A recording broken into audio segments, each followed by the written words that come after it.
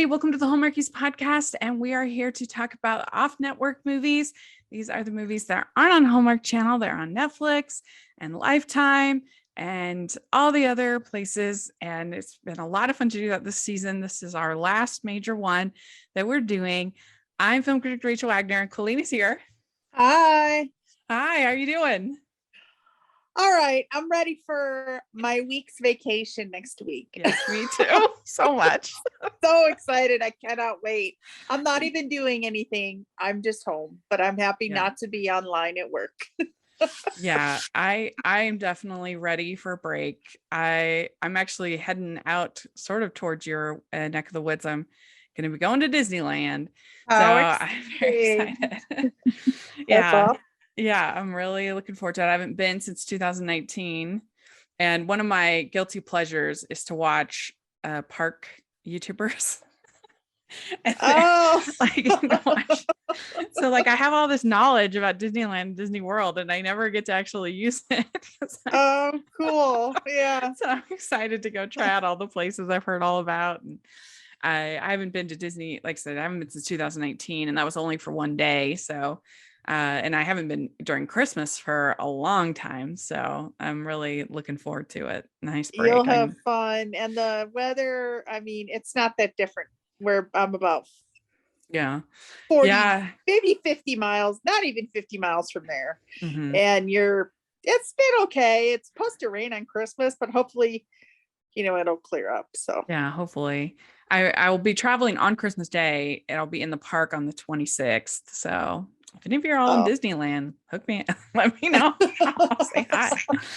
But yeah, I mean, I think next year we're gonna have to figure out something else, some other plan, because I've always been able to do all of the Hallmark and non-Hallmark, but this year, because it's my first year as a critic in 3 different critics associations, I had to watch all of the awards movies as well as all of the Hallmark, as all of the Christmas movies.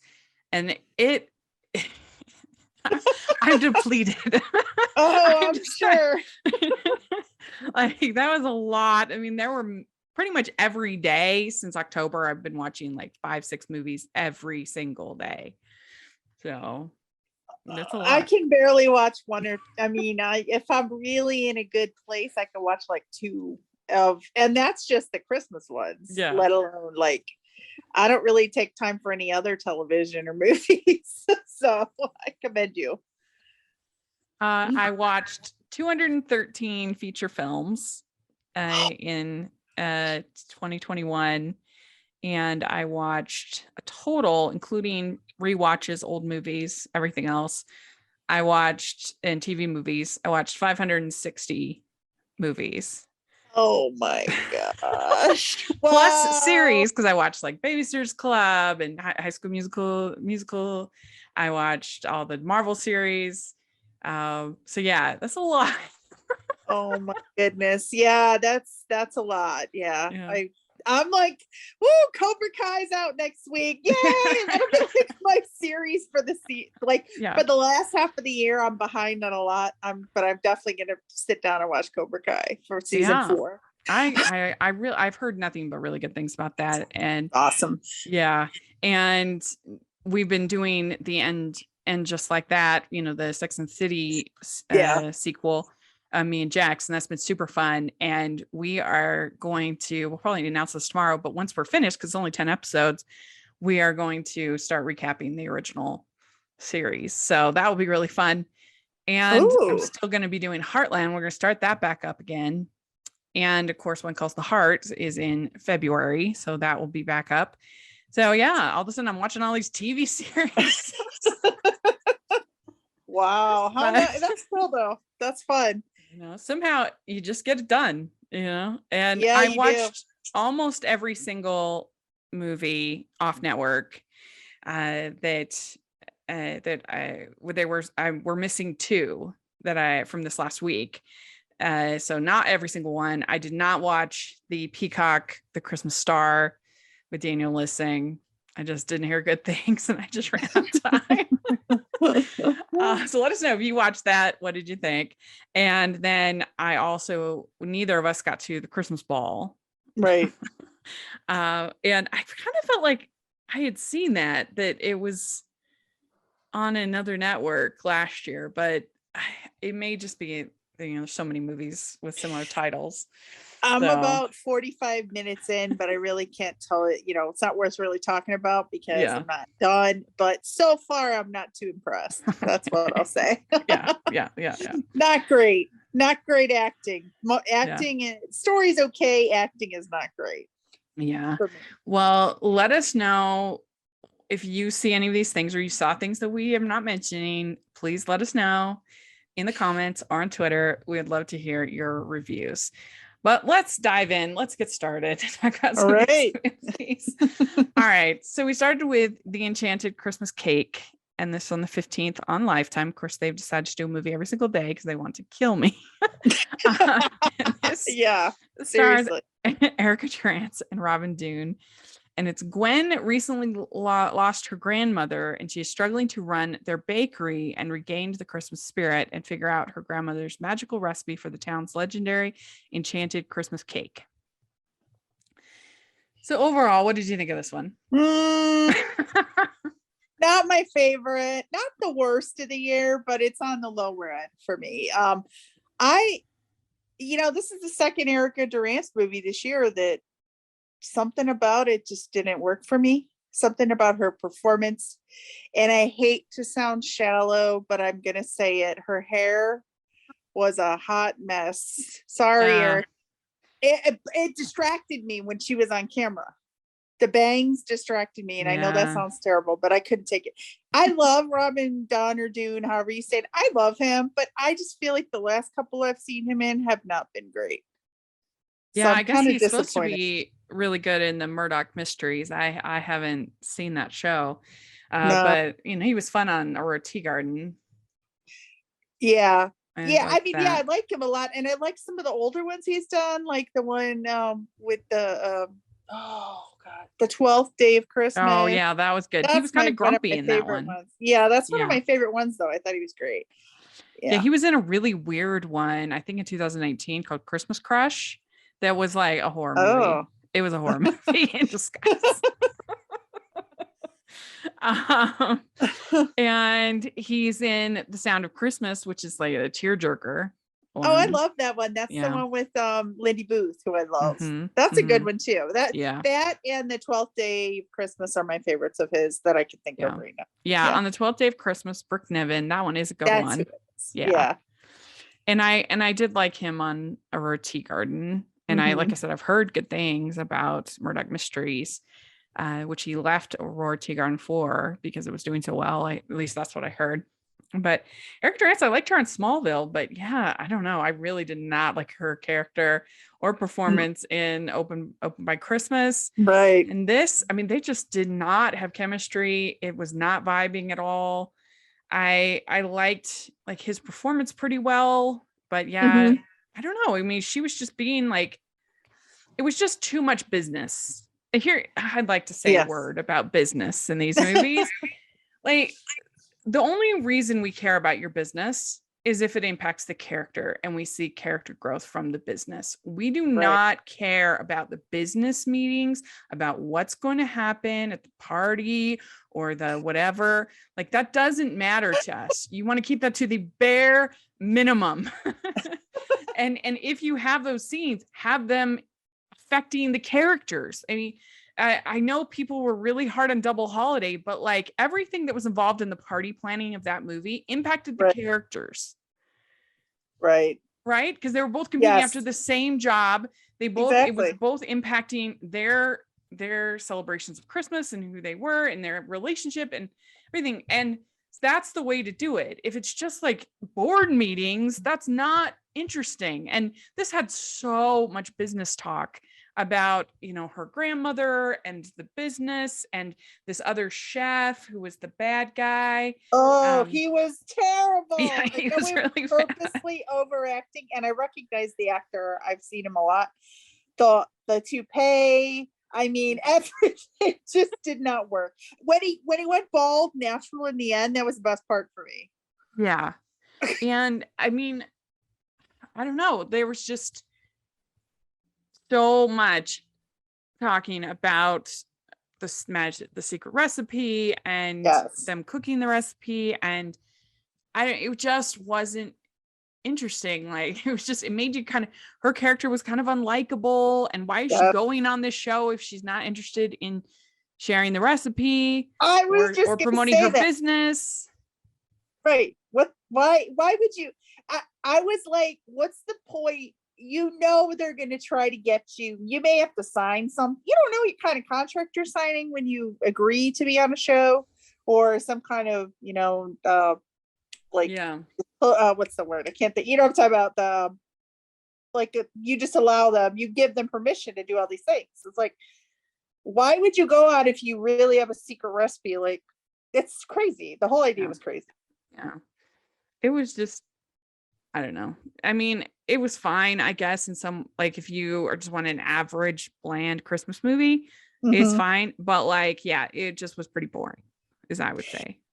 And I have one more real quick example of what I think is a good Christmas or a good business movie. And I love this movie, and it's been on a lot lately, is With Love Christmas with Emily Ullerup. That was about an advertising agency, but the whole story was about the character growth of the male Donovan and her. And it's like all in the office mostly, but that was a good movie. I thought they did it well because the business was a big part of it, but it was about the characters. I love that. Yeah, that was a good one. I mean, as long as you're willing to ignore the ice skating scene, which was really bad. Other than that, it was good. It was good. I mean, I'd even take something like a Christmas dance reunion that it was, pretty basic plot, but because of the dancing and the chemistry and the, I enjoyed it. That was better for sure. Yeah, that was better. So listen here, Christmas movie makers. Keep the business to a bare minimum. We want to know about the characters and how they grow. We don't care about your fake business. Yeah.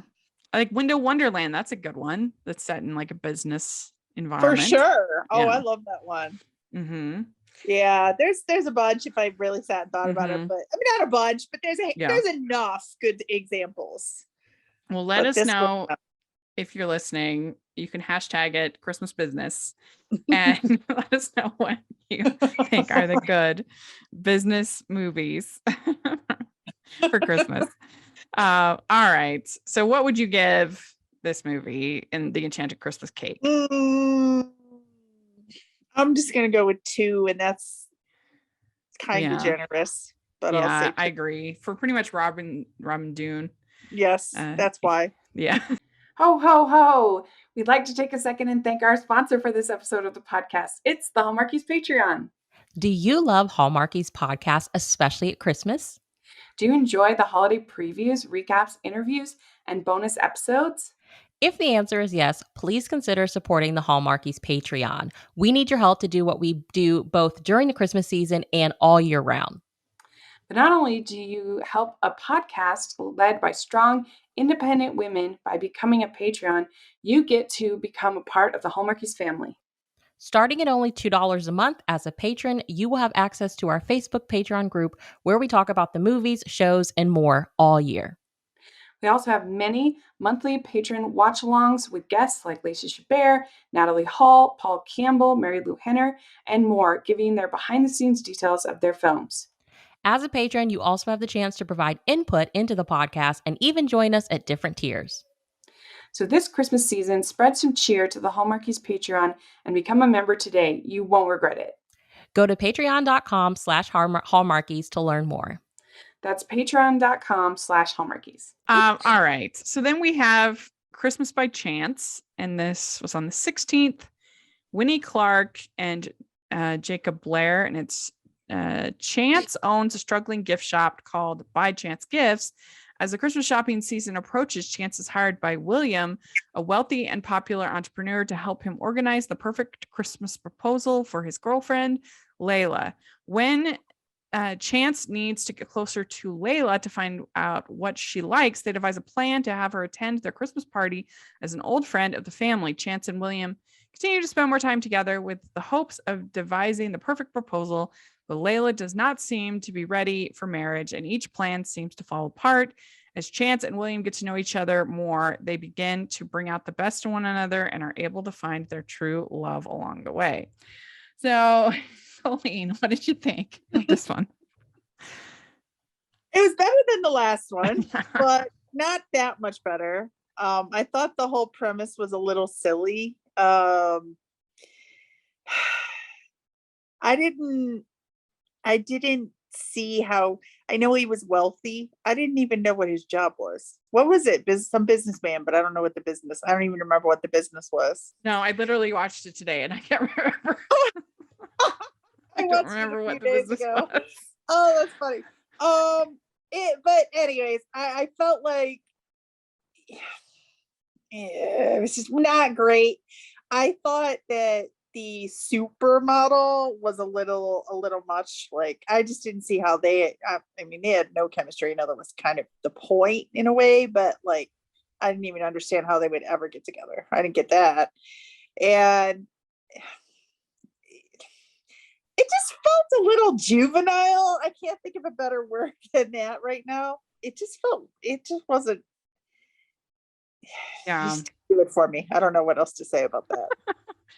Yeah, I didn't really like this. I mean, it is one of my least favorite, sort of the trope of this emotional cheating kind of situation. Like, yeah, that too. And it's like, it feels not as bad because she was such a jerk. Like, in the world of these Christmas movies, somebody not liking puppies is like, right. How can you even? I mean, person. That was rude. And the dog was super cute. I know. Yeah, it was an adorable dog and a rescue, no less. And she's just like, I only say that on my Instagram to get followers. You might be the worst person in the world. So bad. Yes. Pretend terrible. to like puppies.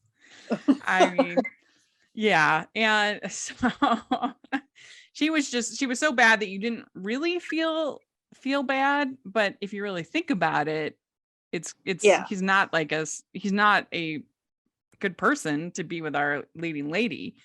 If he's doing all of this with, right. He's the, if he's cheating on his girlfriend, like, we don't want that person to be with our leading lady. And they had no chemistry at all. No. At all. I mean, I thought she was super cute. Like, she was cute. Little, she has a cute look, and she was cute in the movie. But yeah, they didn't go well. And the other thing is, I can't ever see a supermodel ever playing like Christmas charades ever in my lifetime. Weren't they playing charades at some point? Yeah. I just don't ever see anyone in that kind of position. But I don't know. Maybe I'm wrong. Yeah, I mean, I think it's a shame that it could have been kind of interesting when I first read this. When we were doing the preview with Jax, it's almost sounded, because Chance is normally a male name, in my experience, at least, and so it almost sounded like he came to realize that he was gay and working with the what did they call it? Yeah, with Chance. Yeah. So like, that could have been like actually interesting, that like he's planning this big proposal, but all of a sudden he's like attracted to this man, and all of a sudden that throws him through a loop and he doesn't know what to do. Like, that's interesting. That's taking that would have been much better. You should have written it. You should write that script. Call me Lifetime for another season. Yes. But yeah, like, just something to make it like more interesting and make him not be a sleazeball. Why would we want him to be with our Chance, who loves puppies and is a nice person? Right. I mean, the only nice thing, he did the really nice thing with being Santa and everything for the kids and coming to read stories, but yeah, it just like the way the I don't even know the supermodel's name. I'm just going to call her supermodel, blew up about Layla. Layla. Okay. See, I forgot her name. But when Layla is ticked off at the end, she has every right to be ticked off. I she's get a it, jerk, yeah. but yeah, she has every right to be ticked off that like he's been lying to her this whole time, and he's been involved with this other woman, and yeah, I mean, she has every right to be annoyed. I agree with that, Yeah. and it's just not my favorite. I don't know. It was not great. So yeah, it's not as bad as 5 More Minutes in my book, because that movie, the emotional cheating was like, it was actually a really nice person who didn't deserve to be treated that way. right. And I really did not like that one. So this it's not as bad as that I think I gave that a 1.5. I was on that episode. I remember. I was kind of shocked. Yeah. Because like I forgot you were on that one. Yeah, Nikki kind of can do no wrong in a lot of people's minds, but it wasn't great. Yeah. It wasn't her fault. It was just the script. Yeah, exactly. Yeah. But yeah, I mean, I'd give this one a 2 as well. I mean, it was slightly better. I'm just gonna go up. I'm not even gonna give like a quarter. I'm gonna say 2.1. There we go. All right. So then we had Mistletoe in Montana. This is Melissa Joan Hart, Dwayne Henry, Jamie Sheridan. Mary owns the ranch and has been unlucky in love, but that's about to change when a single father, Mark, and his 2 kids book the ranch for Christmas week. The holiday spirit is everywhere and love is in the air. I'll start with this one. I was honestly looking forward to it because I've enjoyed some of Melissa Joan Hart's movies. This thing was so dull. I mean, this was the most bland movie. It's like watching somebody's vacation videos. That's what it felt like. That's a great way to put it. It was so like, they had no chemistry. It was really bad. And I did not buy her for a second as this like cowgirl kind of thing, like this ranch girl. Not at all. I thought it was pretty bad too, and I was disappointed because like last year Melissa Joan Hart, her movie was so funny with Jason Priestley. It was so funny to me. I loved it. And the one with the I know the one you love with Barry Watson. Yes. What's it called? It was on a couple days ago. I saw it on where he was the Nutcracker, right? Yeah. Was it like a nutty holiday or something like that? Very Nutty Christmas or something. Yeah. That was funny. And like my favorite all time was Holiday in Handcuffs, personally. Yeah. That's my favorite. But this one, I didn't see a lick of chemistry between them. And I liked him. He was in that Gingerbread Romance movie with Tia Mowry. And I liked that one. And I was looking it up. I had to look it up because I'm like, why does he have this British accent? And I looked him up and he's British. Yeah. I didn't know that. I'm like, oh, that's real. Yeah. I didn't know it. Yeah. I was not thrilled. I don't know. I mean, it was just, I like somebody on Letterboxd to say this was so boring to the point I could walk away for 20 minutes and the same thing was still happening when I came back. Which is accurate. And I didn't like the tween girl or the girl. I don't know if she was a tween or a teen. The teenage daughter. She was a little bit over the top with her disgruntled behavior and being annoyed with everything. And I'm like, oh gosh, just chill. Like, poor person has to go to like a fancy ranch. Yeah, I like this other person says this one really tried my patience because there's nothing here. A guy and his kids go to a ranch in Montana at Christmas and they do stuff. That's basically it. That is accurate. It literally is like watching somebody's home movies. And Kelly Martin directed it. I'm so disappointed. I forgot about that. I was like, oh no. Yeah, I'm like, what is going on? You need to do chemistry reads with these movies. Right. It is so essential. If they don't have chemistry, it is just death to the film. I mean, not that I don't know if anything could have saved this, but it was just, it was work, as my friend Ryan likes to say. Watching this was work. Yes, it was. I was like, is it over yet? I mean, I was waiting for the minutes to be over because I was like, where's the there wasn't really any conflict per No. se either. There was nothing to it. It was just lame. Yeah. It was just the only conflict was we live in different places, so we can't be together. That was the only conflict. Yeah. And then it's like, oh, we'll move. There you go. Solve the conflict. But, yeah, you know what's bad when you're like, oh, these commercials. You like you get almost excited when the commercials come on. The movie's so bad. I really, really, really I applaud people who watch movies live and tweet. I can't even imagine. I couldn't sit through. I mean, I've watched the regular, lot. I watched the regular. I mean, I watched all the scenes, but like having to then sit through the commercials and then think all that time, you have all that time waiting, thinking, oh no, there's more to finish it. That's yeah, I would give movie.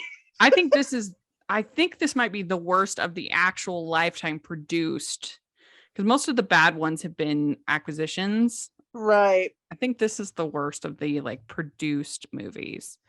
It was bad. from a Lifetime. So I don't know. I give it like a 1. It was bad. I'm sorry, all listeners. Oh, yeah, it was bad. I guess I'll go with a 1.75 because I was bored of tears. At least the Christmas Cake movie, I had like something to look at. I mean, I was like at least intrigued by her bad hair and the guy's toupee. I mean, there was something there that was better definitely, than that one was definitely better. Yeah, for sure. All right. So then we have Toying with the Holidays. This is on the 18th, and this is Chad Michael Murray and Cindy Busby. Danielle returns to her hometown for the holidays with her young son, Paul, hoping to introduce him to some beloved holiday traditions, in particular, the town's North Pole Express train. So I think this one, like if I had never seen a Christmas movie, I would have been like, oh, that was cute with this one. This one was fine, but it was just very like run of the mill. I would say this one. I feel like for a long time, Chad Michael Murray has been phoning it in with these TV movies. I haven't felt like a real performance from him for a long time. I agree. I can't think of the run that he's now. I haven't seen all of them, but I saw the one. I mean, starting with the beach house. What was that called? With Andy McDowell. Oh yeah, I forgot he was in that. Yeah. And then all the way, yeah, that's true. And that Winter movie he was in, I feel like he might be responsible for killing Winterfest just on that movie alone. Because that movie was terrible. I will fight anybody on that. I mean, it's supposed to be a reality TV show and they don't have a single piece of lighting, not one. They don't have any, like at least in the Christmas House too, where were having reality TV. They had like boom mics and stuff. I mean, it looked like an actual. It looked like a production. Filming production. I mean, that movie was terrible in so many ways, but yeah, I don't know. I just feel like I didn't mind his summer movie that much this last summer. It was okay, but I thought the Sand Dollar Cove. Yeah, but the lead actress brought that up a lot. Yeah, agreed. Yeah, he's just kind of like, I just feel like he's just kind of showing up every day and getting a paycheck. He's not really trying. There's nothing challenging. He's not making it challenging. And the role, I mean, I feel like you could do more with it if you put a different actor. Maybe they could make more out of the script. I don't know. Yeah. Like even in this movie, I felt like Cindy was trying harder than he was. I mean, like, and we were talking with Christopher Paloha, and he was saying how every single one of his Hallmark movies, he tries to give a different performance. Like one movie he's playing Jimmy Stewart, the next movie he's like got a British accent, the next movie he is doing there's different performances, and I don't see that with CMM. No, I mean, I actually long for the days of the teen movies. Yeah. Like Freaky Friday and Cinderella story. Like that's, I feel like that was when he was his best. And that's not necessarily fair to him, but that's what it is. It is what it is. Well, and I loved Road to Christmas, his first movie. Oh, that was a great one. Yeah, that was a really good one. I think that was more to the script, and he was just, good. He was fine in it. But yeah, One Tree Hill fans, don't hate me. He's not been very good in these movies. The best part about this movie was the little boy. He was so cute. Yeah, and I love kids who like have my great nephew, he's 5, he's obsessed with trains. And I think it's cool when they little kids get into something like that. That's kind of old school, old fashioned. I thought that was cool, like having the Lionel train cars and like wanting to get them repaired to make the train work. I think that's cute. I like that. That is part. Cute. And he was really cute, and his like letter to Santa and everything. And and anytime he was with Cindy, that was cute. They had a good bond. I feel like Cindy's pretty good with like little kids in scenes. Yeah, it was a good job. Like I liked Chasing Waterfalls. When she is, I liked there was the girl in that one, and I think that was a good one of her best movies, I would say.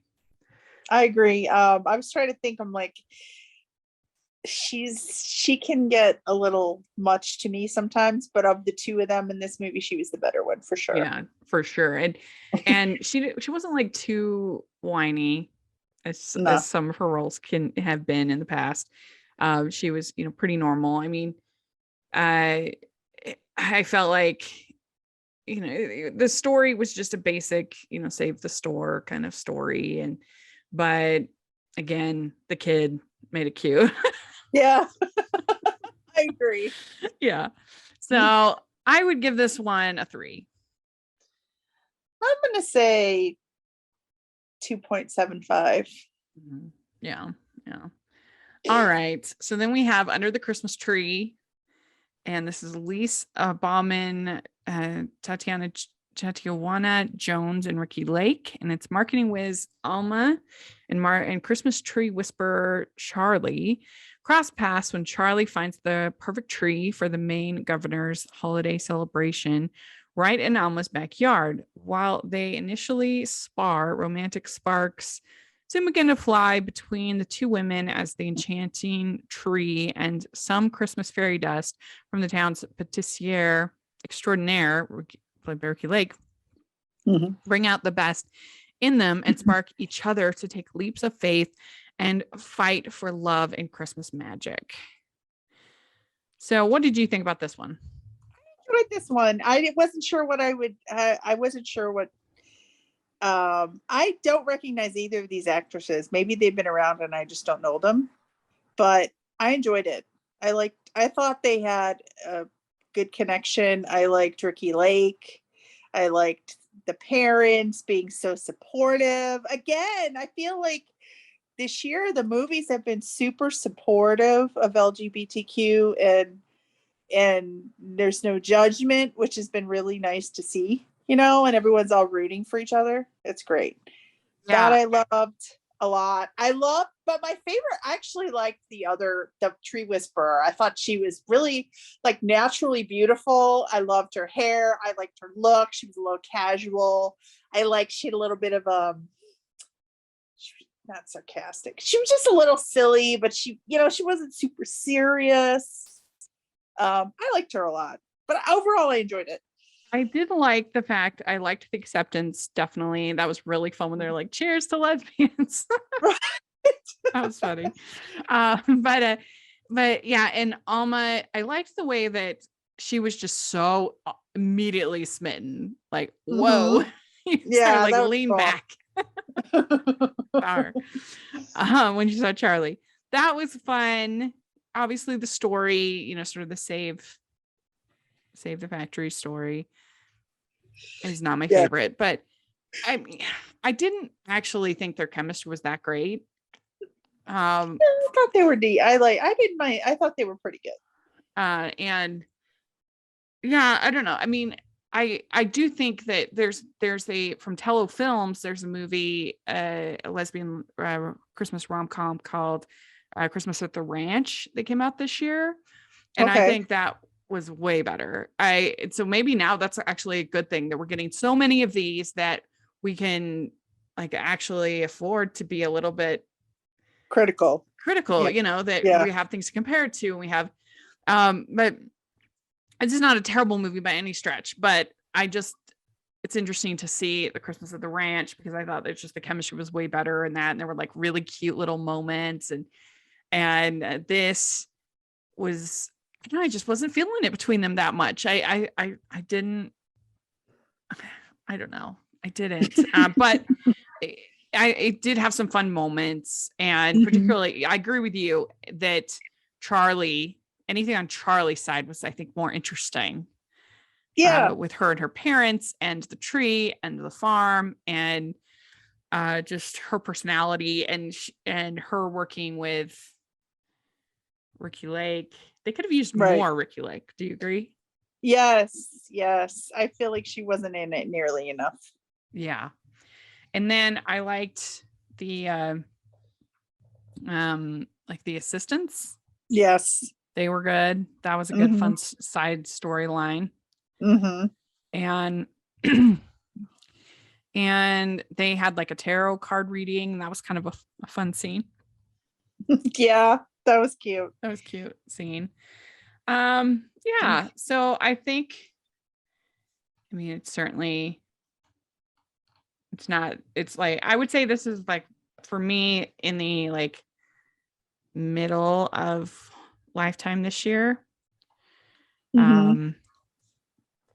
It's certainly not one of the worst, that's for sure, but I don't know, I give it like a 3.25.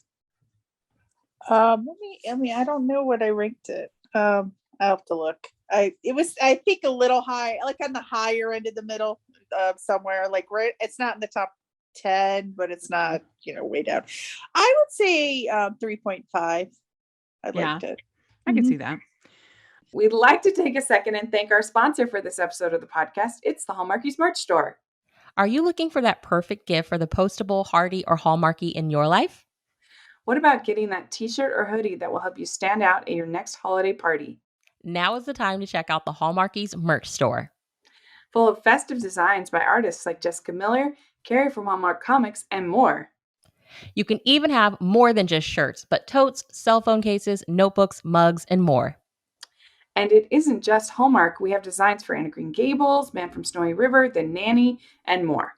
Every purchase at the merch store goes to help support the podcast and allows us to make the great content you know and love.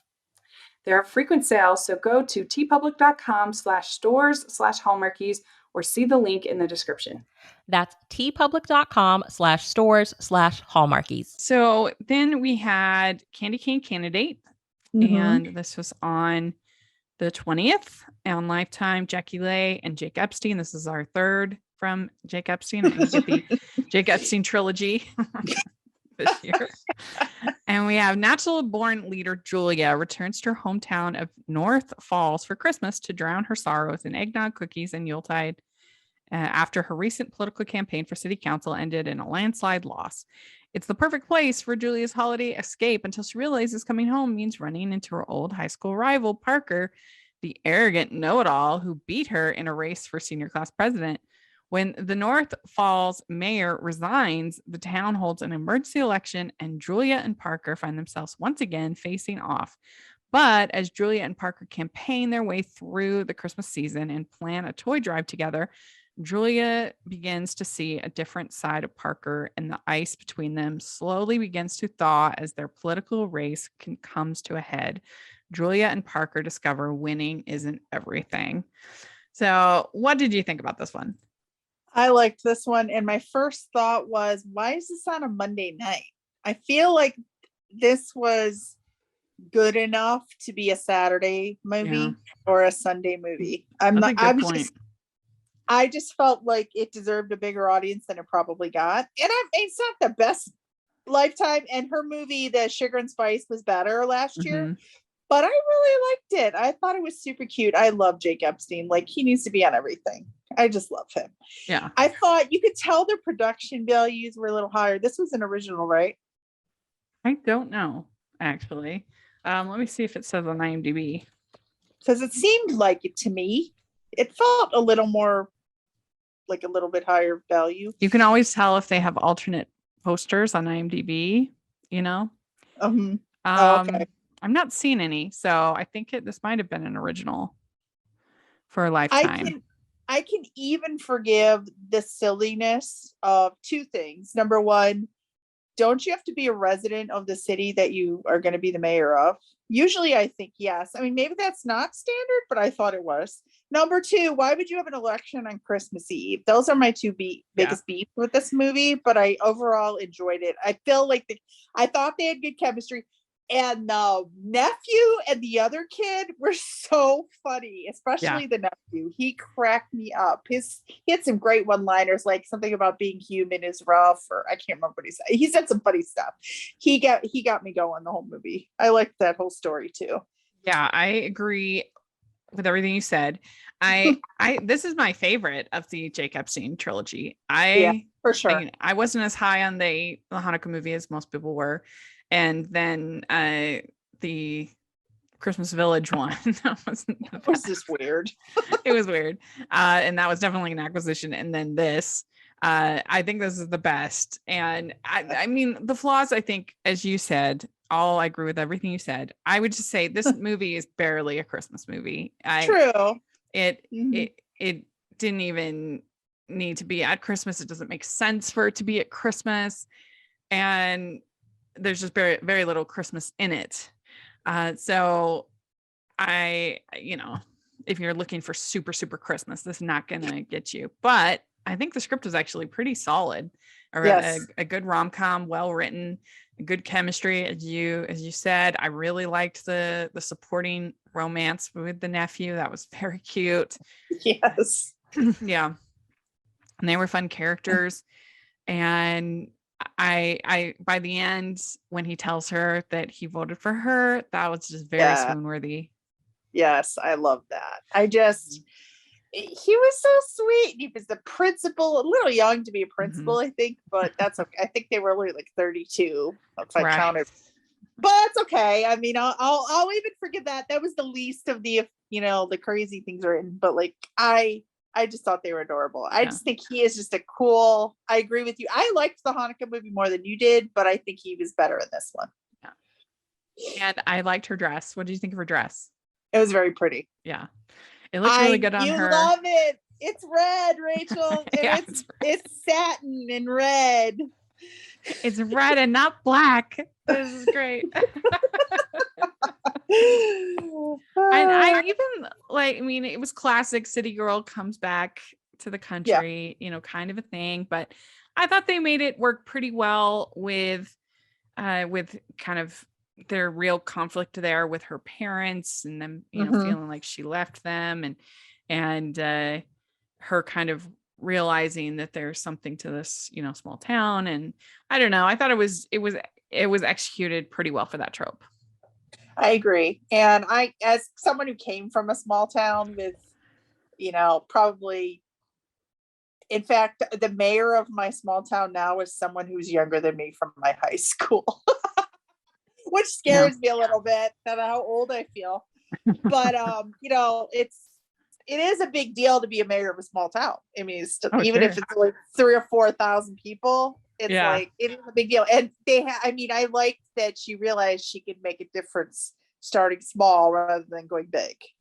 Yeah. A good friend of mine, Stephanie, her husband is mayor of the town this small city that I live in.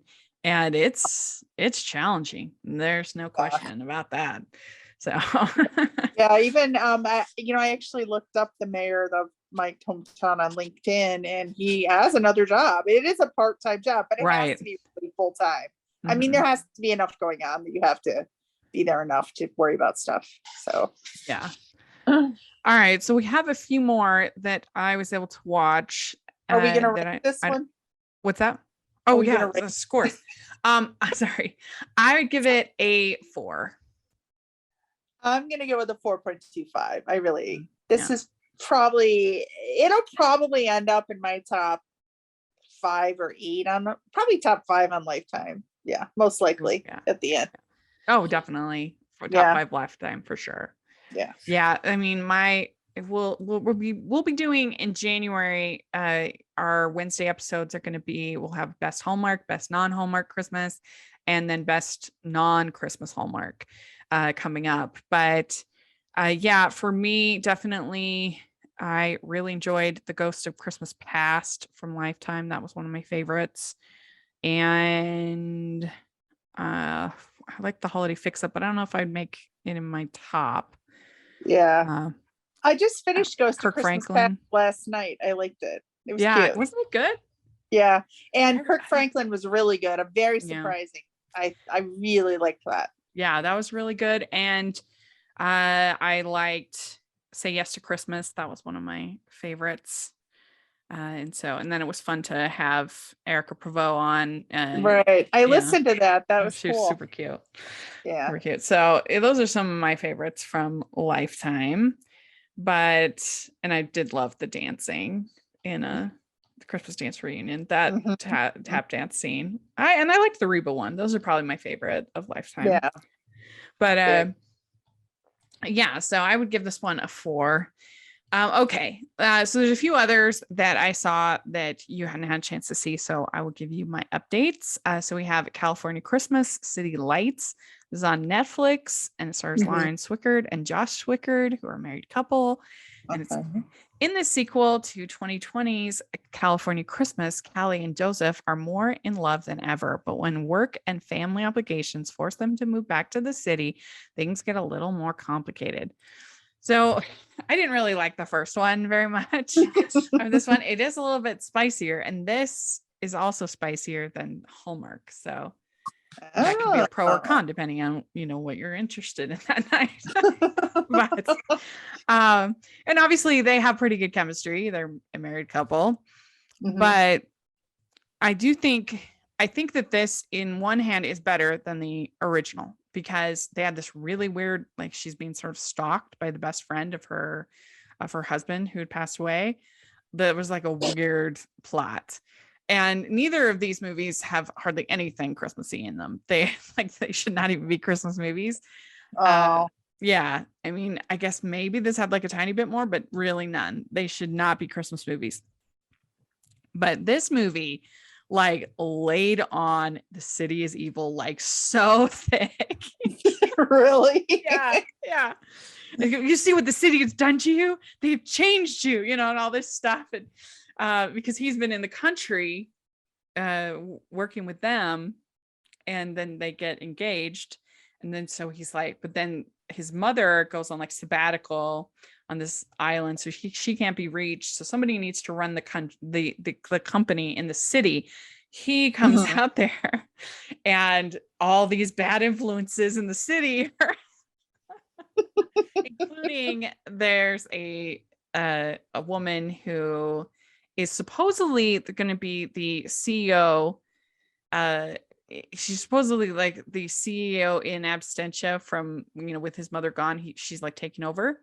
Okay. But like, she seems to be doing an absolutely terrible job. And he's like, you're supposed to be running. You're supposed to be making these choices. You're supposed to be. And she's like, why would I want to do that? And why would I want to make those choices? That's for you. And he's like, they put you in charge. And I'm like, yes, that's right. Why aren't you doing this? You're going to get fired, lady. But then like, there's this whole thing with the brother of her dead husband / or fiance, I can't remember, but anyway, dead person that is there in the city.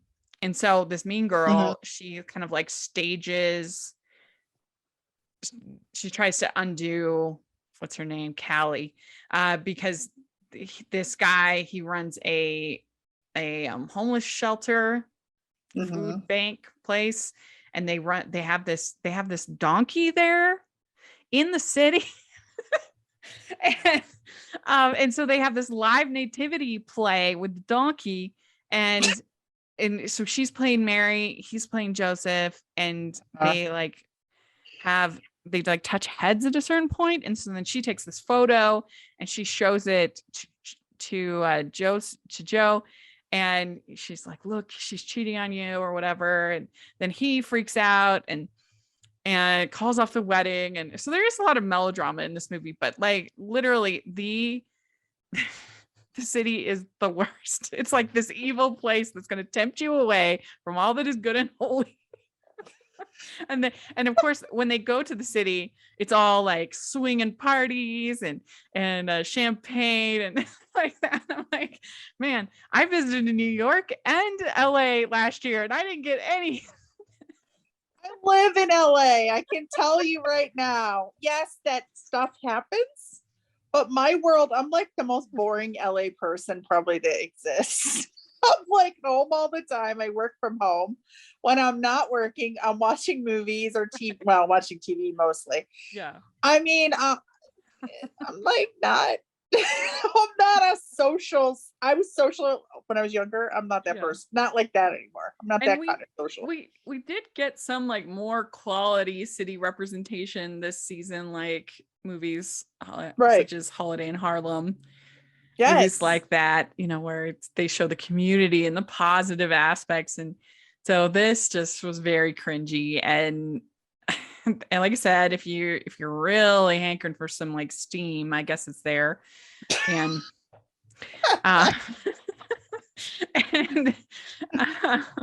but it was not good. It was not a successful film. I would give it like a 1.5. Ooh, burn. Yeah. Well, and also it is, I mean, maybe I give it a 2 because I do think it's better than the last one, because also the last one had the subplot of her mother that was dying of cancer. So it just kind of made it a big downer. Oh, that's because you've got the weird stalker plot and you've got the cancer plot. So maybe I'll give it a 2, but there's just not a great franchise. I hope this is the end. Seriously, it sounds like I will not be watching either of those. No. All right. So then we had Christmas Takes Flight. This is on Paramount Plus, and it's a holiday battle of wills erupts between pilot Jenny and Matt, a number crunching CEO who purchases Jenny's family-owned regional airline. Matt's cost-cutting initiatives threaten Christmas when he cancels the airline's annual holiday charitable benefit for underserved children. Determined to show Matt that the sweetest things in life are worth any price, Jenny rallies the community to help save the event and unexpectedly finds herself falling for the magnet in the process. So, this one was not good. I really didn't care for it. They had absolutely no chemistry. He stays mean way too long, so you don't buy at all that she's interested in him at all. He's been a jerk to her the entire movie. Why on earth would she be interested in him like at all? It doesn't make any sense. And the business talk was just unending in this one. I mean, so much talk about this Santa flight thing that they do every year and trying to get the fundraising. And then she like hides it from him, and then he gets mad and because she's trying to get the funds so they can do it, because otherwise they'll disappoint the orphanage. And it was so boring. I didn't like it at all. And the other one from Paramount Plus, The Christmas Proposal, I enjoyed that actually a lot. These two, like I said, they didn't have any chemistry. There was nothing kind of funny. There were no supporting characters that I enjoyed. It was just really not great. Painful. Yeah. I said this one was so boring. Business talk went on and on. No chemistry, and the grumpy guy stayed grumpy forever. Oh, no way. Not my kind of. Yeah, I mean, and she's supposed to be this pilot and this like businesswoman, and yet all of her decisions seemed really based on emotion and based on, I don't know, like I felt like they didn't really make a whole lot of sense. And I don't know, like you're supposed to buy that it's enemies to lovers, but they just stayed enemies the whole time. So then all of a sudden they're like supposed to be in love at the end of the movie. I was just like, no, I don't buy it at all.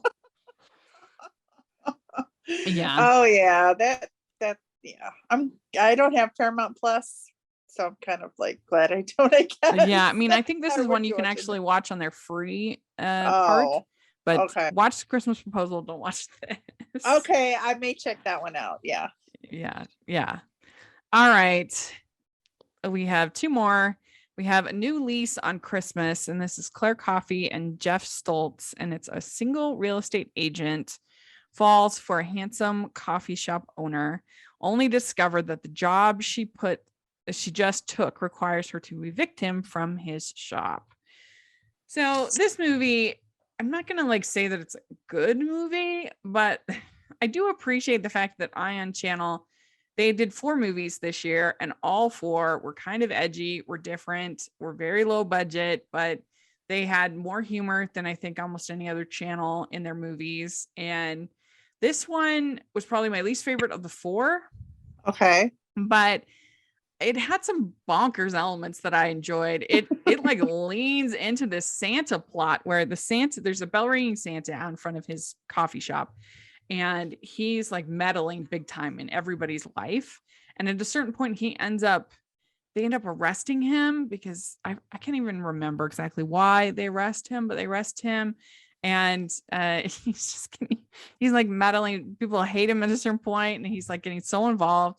And then like the big reveal that like he actually really is Santa with him like on the sleigh, and it was fun.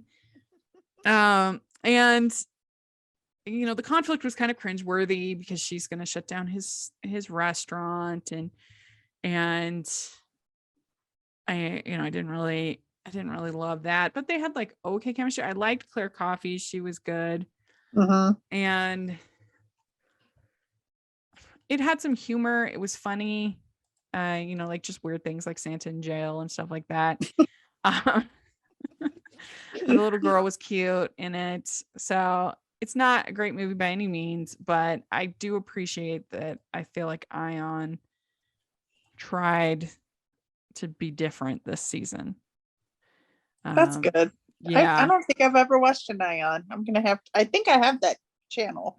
Well, I mean, they won my heart with Snowmance in 2018. I love Snowmance so much. I remember you talked about that. But the other thing I liked that made it a little different was that they have her doing this sort of running narration throughout the movie, with her being like kind of funny commentary and be like, I didn't know what I was doing there and what was going, whatever. So that was funny.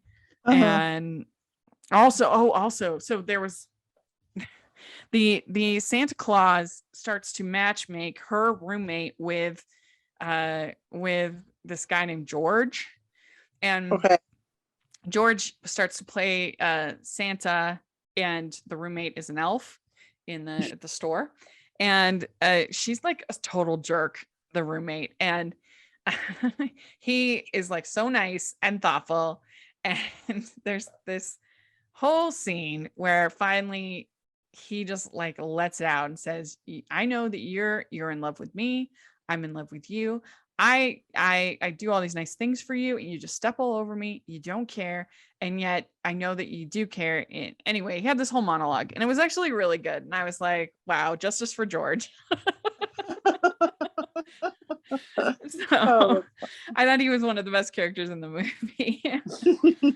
So I would give this one, I thought it did Santa Magic very well. Like the ending really worked.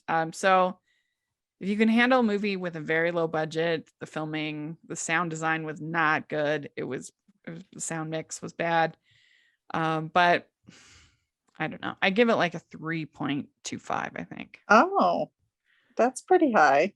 Yeah, it's a messy movie, but I still enjoyed it. All right, last one that I wanted to talk about is a movie called The Chosen, The Messengers, and this is for faith-based listeners. If people have heard, it's Christmas with The Chosen, The Messengers, and I don't know if people have heard about The Chosen, but if you are Christian, I think you'll really enjoy the show. It's very well done, and it gives you the feel of Christ is like a real person that has friends and and is there in Jerusalem and everything, and it's one of the best, if not the best, faith-based series I've ever seen. And wow. yeah, it's very well done if that's, something you're interested in.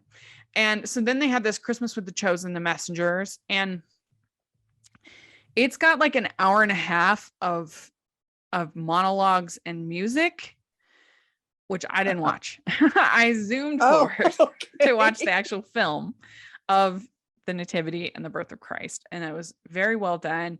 And I'm actually doing with my friend Durbin, who's now working for The Chosen, I'm doing one of our devotionals on Christmas Day. We're going to post it about the Christmas with the Chosen, the Messengers.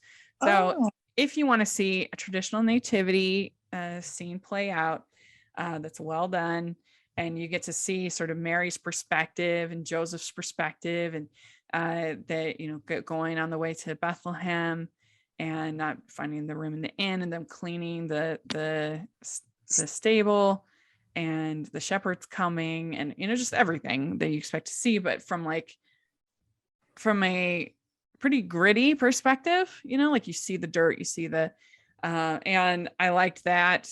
And you also have, at the same time, you have Mary Magdalene and Mary, the mother of Christ, talking, and she's written her account that she wants Mary Magdalene to take to Luke for the scriptures and for her psalm. So there's sort of that going on at the same time. So you hear her commentary and talking about, how Joseph could have killed her. Literally, he could have had her stoned. Certainly he could have divorced her. And so I thought that worked really well. It was just well made, well done. And I'm not a traditional Christian, and I still enjoyed the series, and I still enjoyed this. So if that's something that sounds interesting, I know it did very well at the box office. It actually was in like the top 5. At the box office when they had it there. But now you can watch it on YouTube for free, and you can watch it on the Chosen app that they have. And you can watch season 1, season 2, and then Christmas with the Chosen. And it's kind of nice to have one thing that's actually about Christ in all of this Christmas content. Right. That's good. Yeah. That is really what it's about. And forget all that. I'm as guilty as anybody of forgetting a lot of that, Yeah. So. I mean, that's what I was saying about the Hanukkah movie, is that I feel like Christmas has been kind of divorced from religion, actually, that it's right. Whereas I don't think that's the case with Hanukkah. Hanukkah is a religious holiday, and Hanukkah is a religious holiday, and I don't think that Christmas really is anymore, as far as these movies are concerned. I mean, every once in a while you get something like Kirk Franklin or something like that, that has some more of a religious feel to it, but it's pretty rare. Yeah, I mean, no one even really goes to church. Yeah, even it pray to go to church to pray about something going on. I can't think of Angel Falls. I mean, yeah, even in the Godwinks movies, right? They really don't pray much, or they're so diluted. So anyway, if you're interested, this is available and it's free to watch. So that's something fun. So, and check out the devotional on Christmas if you want. Put a link to my channel. I would appreciate that, and I think you'll enjoy it. So there we go. That is everything that we're able to watch. Like I said, we missed a couple things. And if you saw those, let us know. And what do you think of these movies? Maybe you think we're too hard on them. Please let us know in the comments section. And Colleen, where can people follow you? I am on Twitter and Instagram at Lele, LELE 44094. Great. And you can find me at Rachel's Reviews, all of our social media, iTunes, YouTube, and on Rotten Tomatoes. And please follow the podcast on social media at Hallmarkies Pod and Hallmarkies Podcast. And if you're listening on iTunes, please leave your ratings and reviews. We really appreciate that. 5 stars. And if you are listening on YouTube, please give this video a thumbs up and subscribe to the channel. We appreciate that a lot. We also have our Patreon group and merch store, which has tons of fun designs. So please take a look at that. All the information's in the description. And thanks so much, Colleen. I really appreciate it. And Merry Christmas, everybody. Merry Christmas.